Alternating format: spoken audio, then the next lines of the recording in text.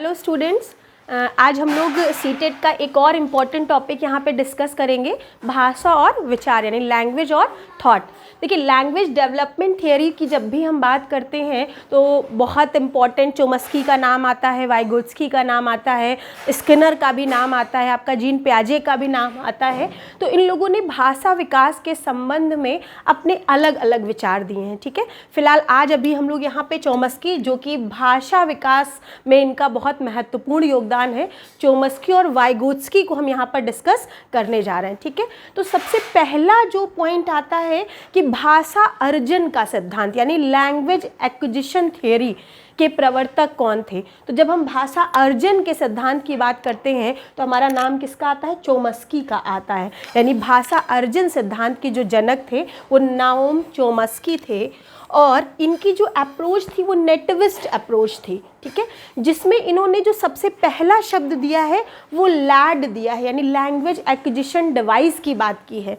इन्होंने पहली बार ये माना कि बच्चों में जो भाषा सीखने की जो क्षमता होती है वो जन्मजात होती है, यानी बच्चों में भाषा सीखने की क्षमता जन्मजात होती है और वो भाषा सीखते नहीं है बल्कि वो भाषा को एक्वायर करते हैं यानी अर्जित करते हैं। इसीलिए इनके सिद्धांत को भाषा अर्जन का सिद्धांत भी कहा जाता है। यानी इन्होंने कहा जन्म से ही बच्चों में लैड यानी लैंग्वेज एक्विजिशन डिवाइस पाई जाती है, जिसके माध्यम से वो किसी भी नई भाषा को अधिग्रहण या ग्रहण करते हैं। ठीक है, बच्चे में भाषा सीखने की क्षमता जन्मजात होती है और किसी भी नई भाषा को जब भी बच्चा सीखता है तो वो व्याकरण के दृष्टिकोण से उस भाषा को सही तरह से प्रोनाउंस करता है। जैसे कभी आपने देखा होगा कि जब भी कोई बच्चा भाषा सीखता है या बोलना शुरू करता है तो कभी भी कोई बच्चा ऐसे नहीं बोलता है कि मैं खाऊंगा खाना आज।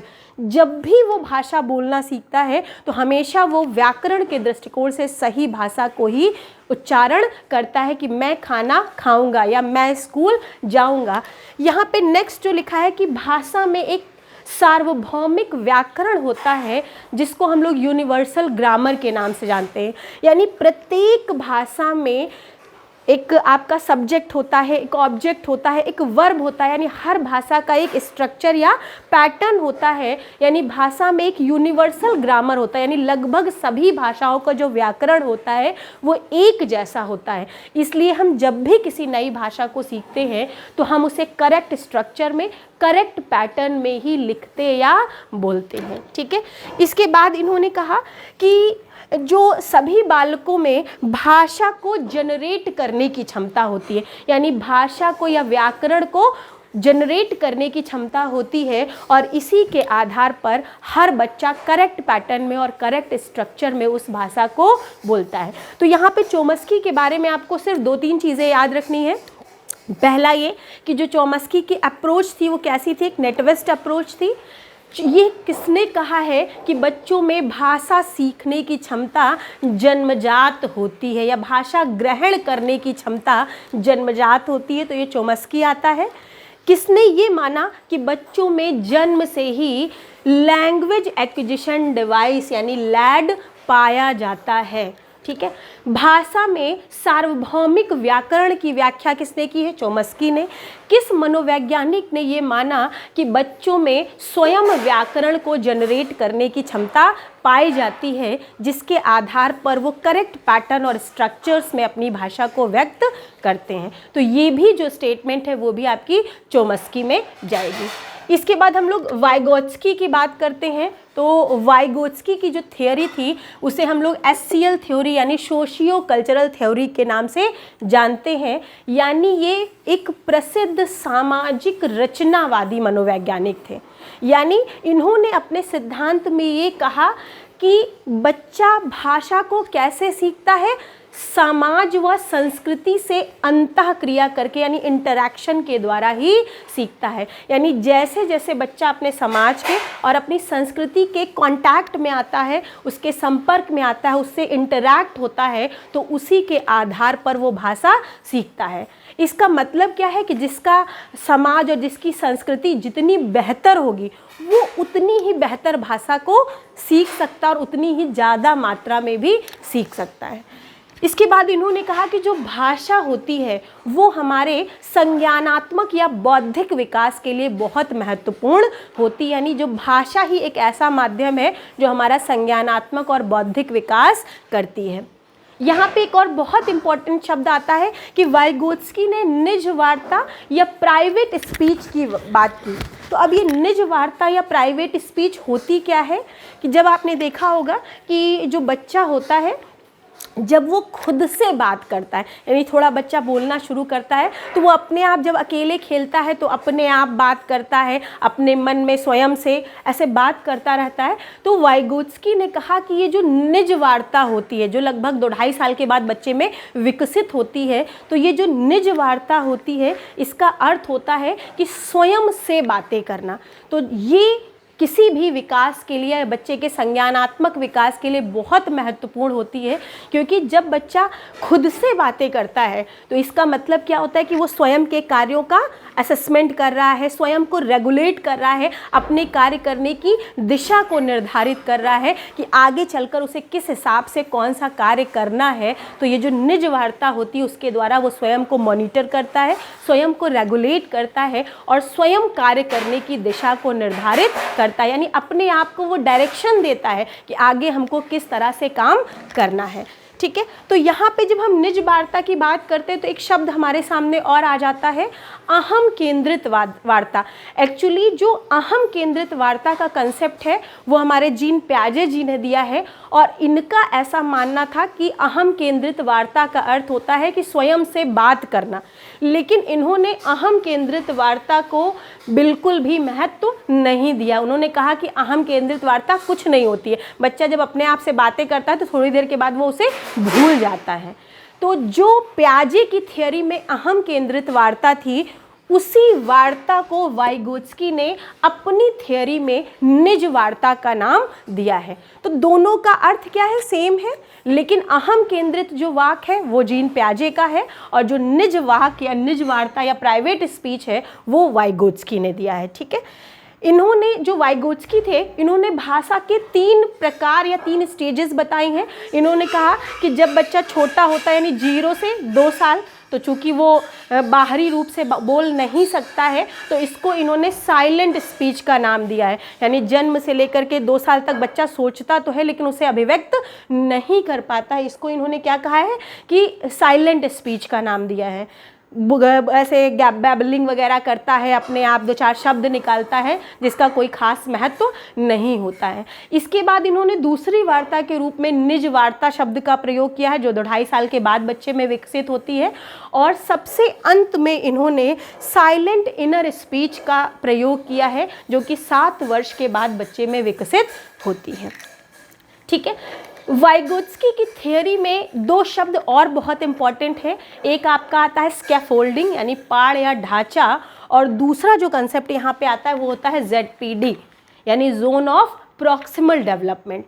ये दोनों ही शब्द जो हैं वो वाइगोत्स्की ने ही दिए हैं। कई बार ऐसे क्वेश्चन पूछते हैं स्कैफोल्डिंग क्या होती है या ZPD क्या होता है।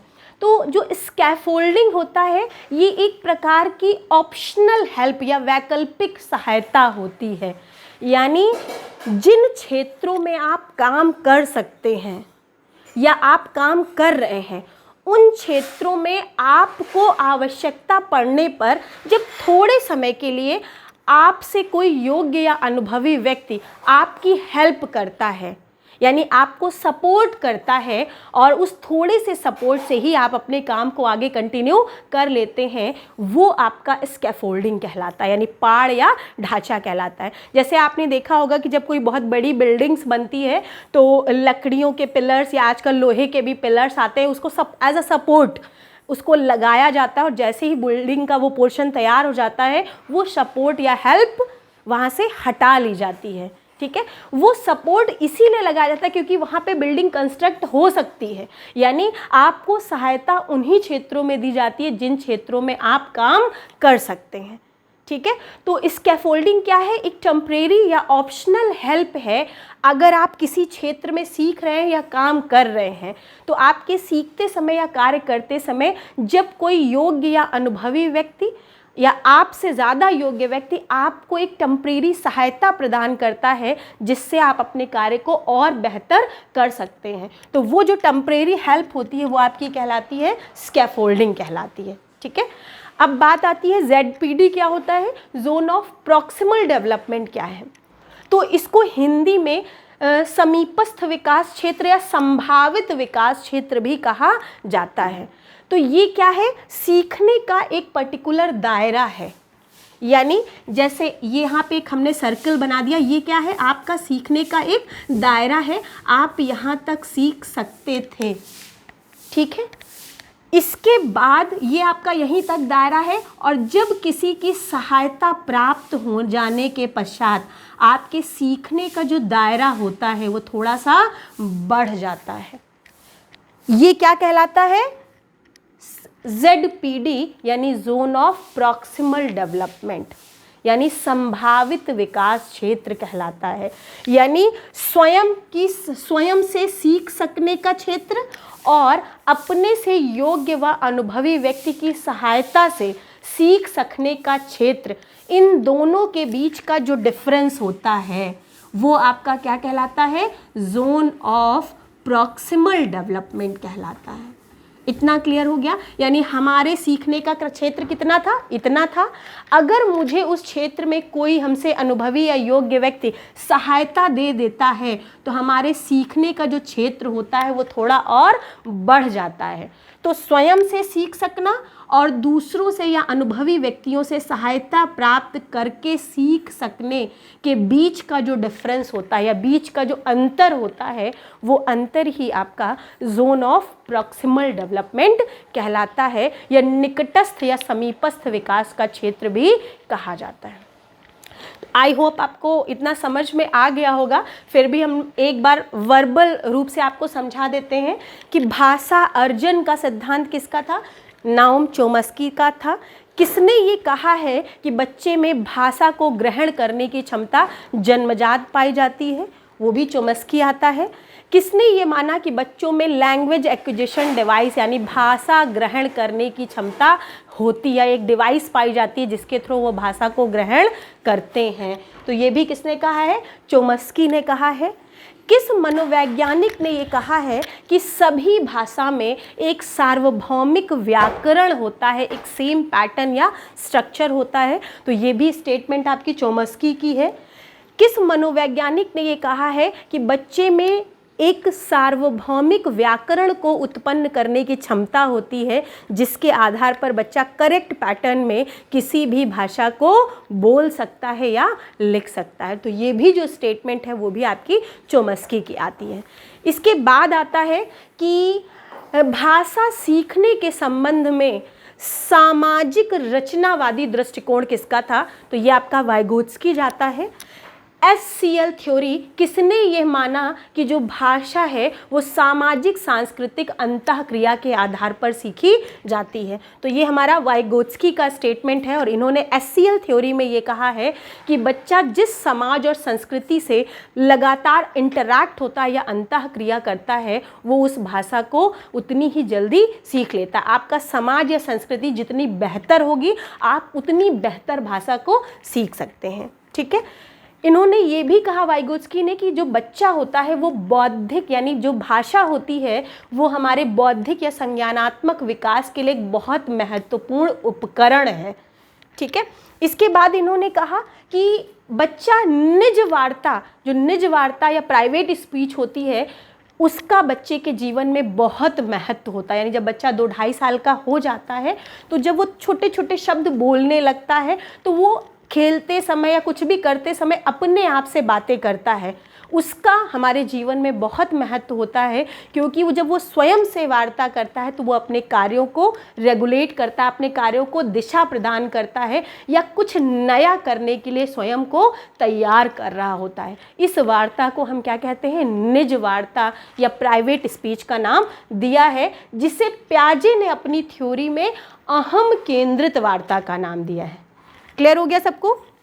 इसके बाद इन्होंने भाषा के 3 प्रकार बताए हैं। इन्होंने कहा सबसे पहले साइलेंट स्पीच होती है, जब बच्चा शब्दों के माध्यम से अपनी अभिव्यक्ति नहीं कर पाता है। फिर निज वार्ता होती है, जब बच्चा स्वयं से बात करता है। और इसके बाद इनर साइलेंट स्पीच होती है, जब बच्चा 6-7 साल से ऊपर हो जाता है तो फिर वो अंदर ही अंदर सोचने लगता है, वो इनर साइलेंट स्पीच कहलाती है। ठीक है, इसके बाद जो वाइगोत्स्की थे, इन्होंने स्कैफोल्डिंग यानी पाड़ या ढांचा की संकल्पना दी, और साथ ही साथ इन्होंने ZPD की संकल्पना दी यानी जोन ऑफ प्रॉक्सिमल डेवलपमेंट की संकल्पना दी। तो इन दोनों में डिफरेंस क्या है? तो स्कैफोल्डिंग क्या होता है? तो स्कैफोल्डिंग एक प्रकार की वैकल्पिक सहायता है, यानी एक ऑप्शनल हेल्प है। जब आप किसी क्षेत्र में कुछ सीख रहे होते हैं, यानी जिसमें आप सीखना चाहते हैं या सीख सकते हैं, जब आप किसी क्षेत्र में कुछ सीख रहे होते हैं या कार्य कर रहे होते हैं, उस समय आवश्यकता पड़ने पर जब आपको आपसे किसी योग्य या अनुभवी व्यक्ति के द्वारा थोड़े समय के लिए एक सहायता प्रदान की जाती है, जिस हेल्प से आप उस कार्य को बेहतर ढंग से पूरा कर लेते हैं, तो वो जो टेम्परेरी हेल्प होती है वो आपकी क्या कहलाती है?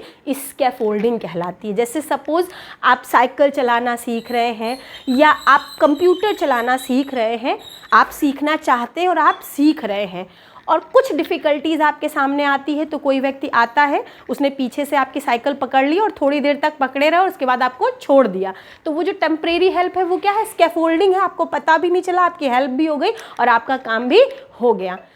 हो सकता था कि अगर वो व्यक्ति आपकी हेल्प ना करता तो आपको सीखने में ज़्यादा टाइम लगता। आप कंप्यूटर चलाना सीख रहे हैं, ज़रूरत पड़ने पर कोई व्यक्ति आपकी टेम्परेरी हेल्प कर दे रहा है और आप थोड़ा सा जल्दी चलाना सीख गए कंप्यूटर को, तो ये जो टेम्परेरी हेल्प होती है वो क्या है? स्कैफोल्डिंग है। ZPD क्या है? आपका संभावित विकास क्षेत्र है, यानी स्वयं से सीख सकने और अपने से अनुभवी व्यक्ति से सहायता प्राप्त करके सीख सकने के बीच का जो दायरा या एरिया होता है वो क्या कहलाता है? ZPD कहलाता है, जोन ऑफ प्रॉक्सिमल डेवलपमेंट। यानी हम खुद से सीखते तो यानी अगर हम खुद से पढ़ते तो शायद 1 महीने में हम 4 ही चैप्टर पढ़ पाते, लेकिन क्या हुआ, मेरे घर में मेरी एक फ्रेंड आ गई जो मुझसे पढ़ने में बहुत अच्छी है और उसने मेरी हेल्प की और हमने क्या किया, 1 महीने में 10 चैप्टर्स को सीख लिया। यानी स्वयं हम केवल 5 सीख सकते थे, लेकिन छुट्टियों में मेरी कज़िन या मेरी फ्रेंड आ गई जो मुझसे ज़्यादा टैलेंटेड थी और उसकी हेल्प से हमने 1 महीने में क्या किया, 10 चैप्टर्स सीख लिए। तो ये 5 चैप्टर और 10 चैप्टर के बीच में जो गैप आ रहा है, वो जो गैप होता है वो आपका ZPD कहलाता है, यानी जोन ऑफ प्रॉक्सिमल डेवलपमेंट या संभावित विकास क्षेत्र कहलाता है। क्लियर हो गया सबको?